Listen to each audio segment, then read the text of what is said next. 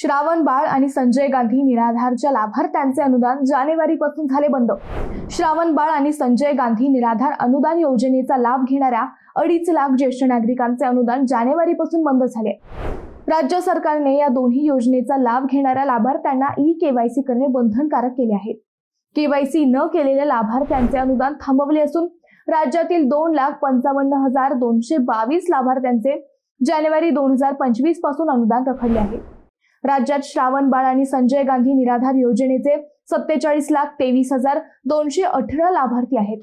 यातील 44,67,996 लाभार्थ्यांनी मोबाईल, आधार आणि बँक खाते लिंक केले आहेत। 2,55,222 लाभार्थ्यांची ई-केवायसी प्रक्रिया पूर्ण झालेली नाही, त्यामुळे या लाभार्थ्यांचे अनुदान जानेवारीपासून थांबलेले आहे।